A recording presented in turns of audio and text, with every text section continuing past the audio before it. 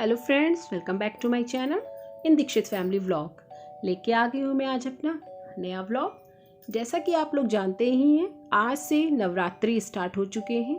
जी हाँ, आज प्रथम नवरात्र है। आप सभी को नवरात्रि की बहुत बहुत शुभकामनाएं। दोस्तों, आपको एक बात यहाँ बताना चाहूँगी, मतलब शेयर करना चाहूँगी आपसे कि मैं इस बार नवरात्रि की पूजा नहीं कर रही हूँ, क्योंकि मेरे परिवार में कुछ ऐसी घटना घटी है जिसके कारण हम लोग व्रत नहीं रख सकते हैं और ना ही नवरात्रि की पूजा इत्यादि कर सकते हैं। अगर आप जानना चाहते हैं कि मेरे परिवार में क्या हुआ है, तो दोस्तों इसके बाद जो व्लॉग आएगा वो उसी से रिलेटेड आएगा, तो प्लीज़ देखना मत भूलें। And like and subscribe to my channel Dikshit family vlogs. तो आइए अब आपको बताते हैं, ये जो कलश स्थापना और पूजा आप देख रहे हैं, ये मेरी ननद यानी मिष्ठी की बुआ कर रही हैं। जी हाँ दोस्तों, ये मेरी ननद कलश स्थापना कर रही है और पूजा की तैयारी कर रही हैं। दोस्तों, मेरी ननद नूपुर बहुत ही प्रेम भाव से ये माता जी के 9 दिन का व्रत करती है और पूरी श्रद्धा और लगन से माता जी की आराधना करती है। दोस्तों, अब आइए आपको बताते हैं कि किस तरीके से ये पूजा तैयारियां की जाती हैं। सर्वप्रथम जहाँ पर माता जी को आप स्थापित करेंगे, उस जगह को अच्छी तरीके से स्वच्छ साफ कर लें। जी हाँ दोस्तों, ये बहुत ही ज़रूरी है। फिर दोस्तों, यदि आप 9 दिन के पूरे व्रत करते हैं तो आप कलश स्थापना करिए। अन्यथा अगर आप प्रथम और अंतिम व्रत केवल करते हैं तो कलश स्थापना की आवश्यकता नहीं है। जी हाँ दोस्तों, यह विधि विधान है कि कलश स्थापित तभी किया जाता है जब व्यक्ति पूरे 9 दिन के लिए माता जी का अनुष्ठान लेता है। दोस्तों, ये ज़रूरी नहीं है कि आप 9 दिन का व्रत पूरा करेंगे तभी माता जी खुश होंगी।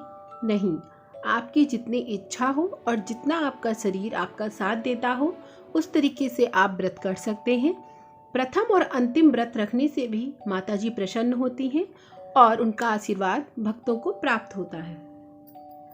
दोस्तों, बाकी दिनों में आप माता जी के लिए प्रातः और संध्या को पाठ करें और उनकी आरती प्रतिदिन करें, जिससे कि माता जी का आशीर्वाद आप प्राप्त कर सकते हैं। आइए दोस्तों, अब आपको आगे दिखाते हैं कि माता जी की स्थापना के लिए क्या क्या कैसे किया जाता है। दोस्तों, जिस स्थान पे आपको माता जी को स्थापित करना है, आपने पहले उसे स्वच्छ कर लिया। फिर दोस्तों, माता जी की मूर्ति स्थापित की, उसे चुन्नी इत्यादि से सजा दिया। जी दोस्तों, फिर आपको एक पात्र में गेहूं रखने हैं और वो पात्र मिट्टी का भी हो सकता है, लकड़ी का भी हो सकता है। ज़्यादा अच्छा तब रहता है यदि वो पात्र मिट्टी का है। जी दोस्तों, शुभ माना जाता है। फिर उसमें आप गेहूं भर दीजिए, उसके ऊपर कलश स्थापित करिए, जल से भरा हुआ कलश। जी हाँ, फिर उसमें आप आम के पत्ते और नीम के पत्ते लगाइए। दोस्तों, नीम के पत्ते माता जी को बहुत ही प्रिय हैं।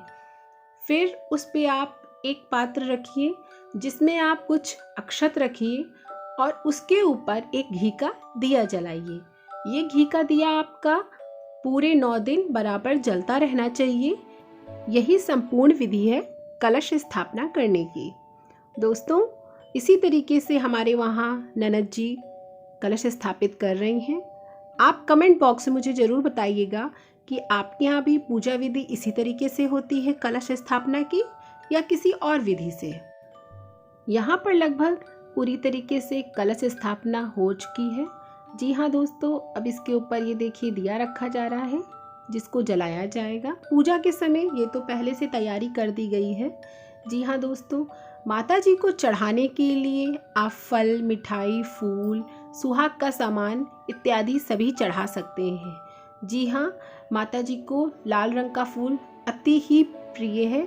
ये देखिए, यहाँ पे मिष्ठी की बुआ ने दिया जला दिया है। कलश स्थापना पूर्ण हुई और अब माता जी की पूजा प्रारंभ होती है।